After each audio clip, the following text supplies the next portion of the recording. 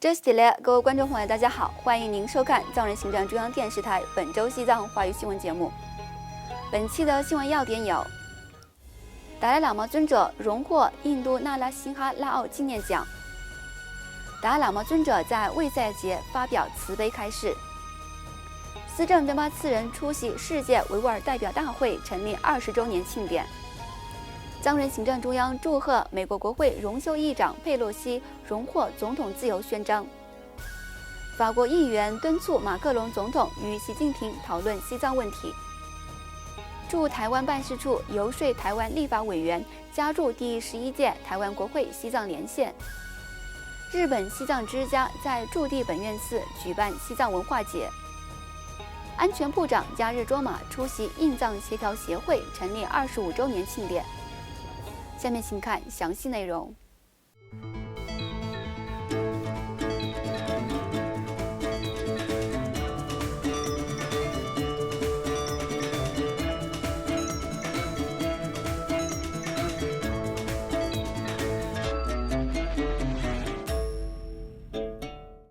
西藏精神领袖第14世达赖喇嘛尊者于本周三5月8号在印度北部达兰萨拉的勤宫接受了由印度纳拉辛哈拉奥纪念基金会颁发的纳拉辛哈拉奥纪念奖。该奖项由纳拉辛哈拉奥的孙子和基金会主席共同颁发。纳拉辛哈拉奥是印度国宝勋章得主，同时也是印度的政治家和学者，并于1991年至1996年担任印度第9任总理。此外，达赖喇嘛尊者于本周四5月9号藏历4月吉祥低宿月初一，即卫赛节之际，通过官网向广大信众发表慈悲开示，鼓励人们过上充满温暖和慈悲的有意义之生活。达赖喇嘛尊者在讲话中表示，作为一名藏传佛教僧人，我认为自己是那兰陀传统的继承人。那兰陀大学教授和研究佛教的方式，代表了佛教在印度发展的顶峰。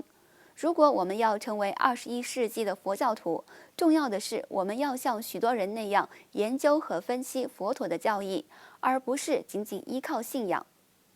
佛诞节或卫赛节是纪念佛陀释迦牟尼的诞生、成道和圆寂殊胜之日，被认为是佛教历法中最神圣的日子。至此吉祥殊胜之日，仅向世界各地的法友致以美好的祝愿，祝愿你们过上充满温暖和慈悲的有意义之生活。另外，藏人行政中央司政边巴次仁于上周五5月3号在德国慕尼黑出席了世界维吾尔代表大会成立20周年纪念活动，并致辞。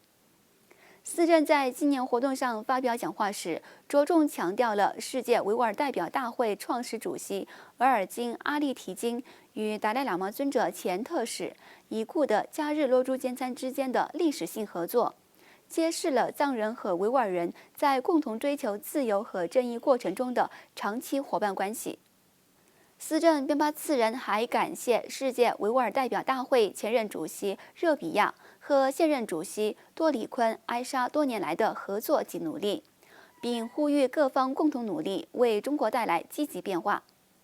在过去1周的时间里，司政边巴次仁先后访问了意大利米兰、特伦托和博尔扎诺、瑞士苏黎世、奥地利因斯布鲁克和德国柏林及慕尼黑的6个藏人社区。除了与当地藏人进行交流外，司政还与当地政府官员、议员和大学生等会面。在第2次访问南蒂罗尔自治省首府博尔扎诺时，司政会晤了该省省长阿尔诺·康帕舍。在长达1小时的会议中，司政重点介绍了西藏境内的严峻形势，西藏人民的政治、社会、文化和经济权利受到严重影响，以及中国在西藏大规模开办寄宿学校，企图同化年轻一代藏人等情况。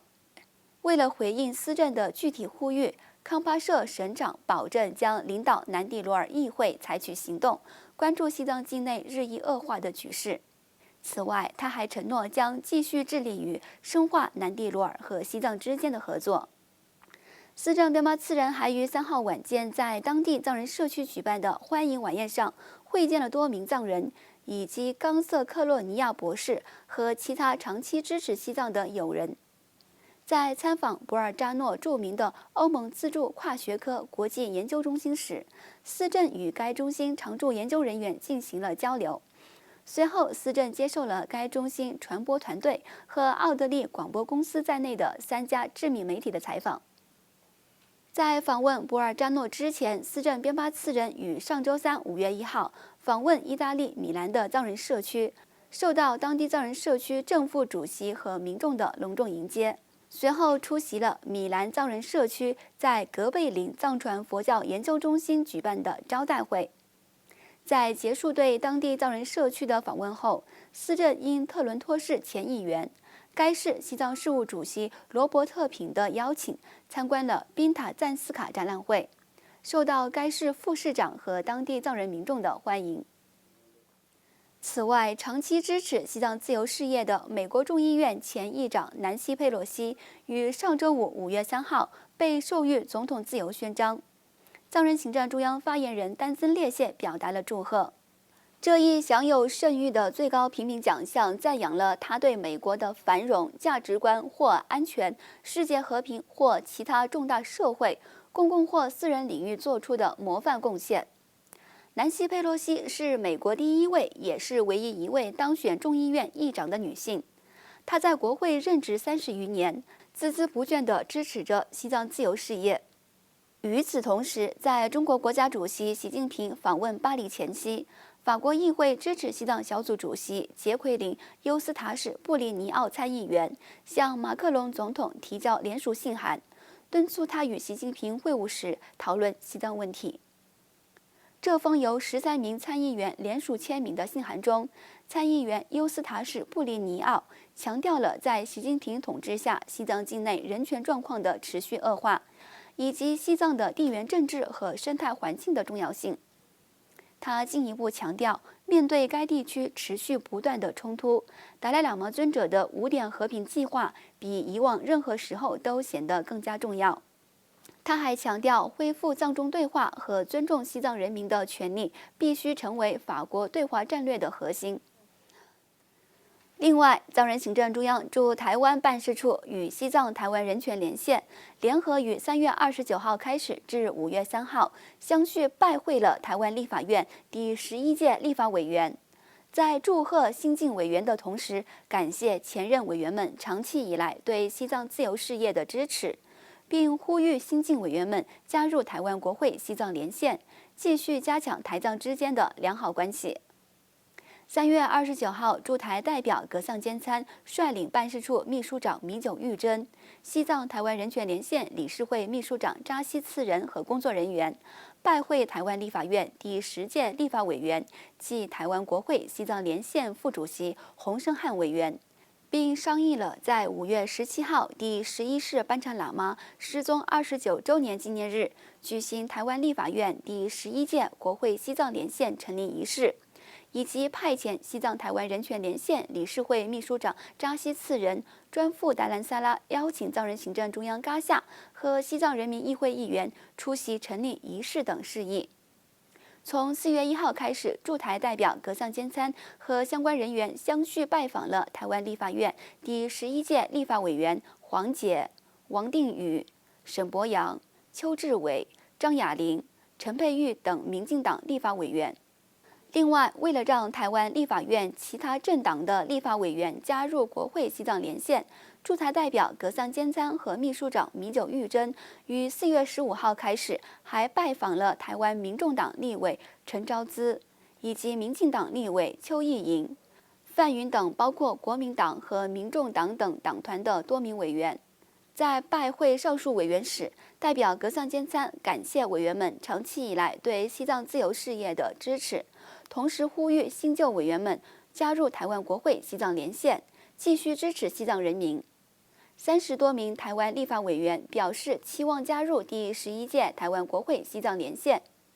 上周五5月3号上午，驻台代表格桑坚参和相关人员再次拜访洪胜汉委员，深入讨论了即将于5月17号举行的第11届台湾国会西藏连线成立仪式、庆祝晚宴和其他活动的筹备情况。此外，日本西藏之家于上周六5月4号开始，在东京筑地本愿寺举办了为期2天的西藏文化节，向来自日本各地的民众和各国游客展示了西藏丰富的传统和文化。藏人行政中央驻日本代表慈王加布阿若亚博士致开幕词时，欢迎参加文化节的各界民众，并强调了1908年第13世达赖喇嘛尊者与西本愿寺的大古法师会面以来，西藏与日本的历史关系。与会嘉宾蒙藏佛教文化中心的阿加仁波切和扎西伦布寺的西迦仁波切分别介绍了第11世班禅喇嘛和西藏的宗教自由状况，以及藏传佛教为何在全世界深受欢迎等议题。日本庆应艺术大学的井本佑纪教授、东京大学的新泉教授和毕业于达兰萨拉藏医力算学院的小川博士，分别介绍了社会、情感和伦理学习课程、西藏丰富多彩的传统和文化，以及藏医和佛教的联系等议题。曾获格莱美奖提名的丹增曲杰、寺原太郎、丹增昆桑和丹增健言为与会观众表演了丰富多彩的西藏歌舞节目。与此同时，藏人行政中央驻日本办事处于本周二5月7号在日本众议院国际会议厅举办了一场主题为“西藏的人权侵犯和宗教暴行”的研讨会。多名日本国会议员、支持西藏人士和媒体参加了会议。印度南部扎西伦布寺主持西迦仁波切在会议上发表讲话时，着重介绍了中国政府如何强迫失踪第11世班禅喇嘛和他的家人，以及持续干涉西藏宗教事务等问题。在谈到中共当局在西藏实施的镇压和殖民政策时，他向与会日本议员和支持者发出3点呼吁。日本中国人权监督议员联盟法律委员会主席古古齐尔议员和国会跨党派支持西藏小组秘书长石川秋正议员也对西藏的现状表达关注，并支持西迦仁波切的呼吁。请继续收看本期节目的最后一则消息。藏人行政中央安全部部长加日卓玛于本周一5月6号在印度首都新德里的宪法俱乐部出席了印度远藏团体印藏协调协会成立25周年庆典。该活动吸引了200多名印藏成员参加。加日卓玛部长在活动上致辞时，重申了印度和西藏之间维持1000年的兄弟情谊，并进一步介绍了藏文字母如何源于梵文的历史事实。部长还进一步表示，在中共武力侵占西藏之前，印度从未与中国共享过1寸边界。鉴于中国近年来试图重新命名阿鲁纳恰尔邦的多个地名，加日卓玛部长强调，阿鲁纳尔恰尔邦在很大程度上是印度共和国的一部分。印德雷什库马尔博士在庆典上发表讲话时，向与会者概述了近代印度与西藏之间的关系。他还呼吁与会者就西藏问题向联合国发出呼吁。印度中央后备警察部队助理总监萨达尔桑杜、印度西藏运动核心小组会议召集人仁钦堪卓克里美、印藏协调协会全国秘书长帕姆卡杰戈亚尔、德里大学教授吉塔辛格博士和德里藏人社区的代表等嘉宾出席了庆祝活动。观众朋友，以上就是今天节目的全部内容。欲了解更多有关西藏境内外的讯息，请登录屏幕下方的网址。感谢你的收看，我们下期节目再会。